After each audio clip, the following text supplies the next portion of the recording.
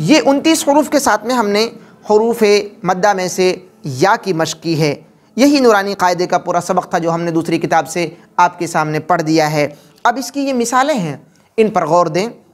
या साकिन है और इससे पहले दाल के नीचे ज़ेर है, यानी हम ऊपर पढ़ाए हैं कि दी, इसको भी हमें ऐसे ही पढ़ना है, दी।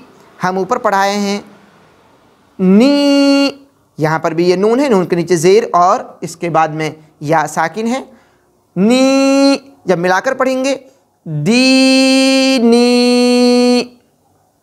दीनी, फीही, फीही। देखें आप, हा को नहीं खींचेंगे हम, क्योंकि हम पीछे पढ़ाए हैं, क्या पढ़ाए हैं कि जो ज़ेर का अंदाज़ होता है पढ़ने का, इ, बी, और उसको खींचना नहीं है कहीं पर भी। जब खींचना नहीं है तो यहाँ पर भी हम नहीं खींचेंगे। ही, फी ही। अब फ़ी को क्यों खींच रहे हैं? या साकिन से पहले फ़ा के नीचे ज़ेर है, जिसकी हम ऊपर मश्क की है हमने अभी। फ़ी ही, अरिनी। देखो इसको नहीं खींच रहे हैं क्योंकि ज़बर तो है लेकिन उसके बाद अलिफ नहीं है। या तो है, रा के नीचे ज़ेर तो है लेकिन रा के बाद या नहीं है। यहाँ नून के नीचे ज़ेर है लेकिन उसके बाद या मौजूद है, तो नून को खींचेंगे। अरिनी, अरिनी, किताबी, किताबी,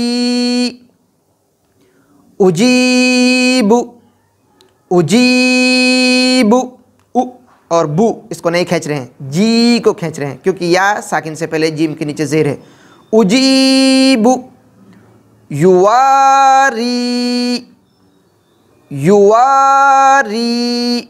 अब यहाँ वाव को क्यों खींच रहे हैं हम? क्योंकि इससे पहले जो हमने पढ़ा था अलिफ मद्दा, वो है यहाँ पर। अलिफ से पहले वाव के ऊपर ज़बर है तो वाव को खींचेंगे वा, और यहाँ या से पहले रा के नीचे ज़ेर है, री, युवारी, मफ़ा। फ़ा को खींचेंगे हम, क्यों? अलिफ से पहले फ़ा के ऊपर ज़बर है, अलिफ मद्दा है, जो इससे पहले पढ़ाया हमने अभी यहाँ पर। मफ़ातीहु, ती को खींच रहे हैं, क्यों? या साकिन से पहले ता के नीचे ज़ेर है। मफ़ातीहु, राज़िक़ीना, राज़िक़ीना, रा, इसको खींच रहे हैं अलिफ मद्दा, और जी को नहीं, क़ी को खींच रहे हैं क्योंकि या मद्दा है। इबादी, देखिए अलिफ मद्दा और या मद्दा। अज़ाबी, तमासीलु, मक़ादीरु, अख़ीही, बनीही। अच्छे से आप इसकी मश्क करें।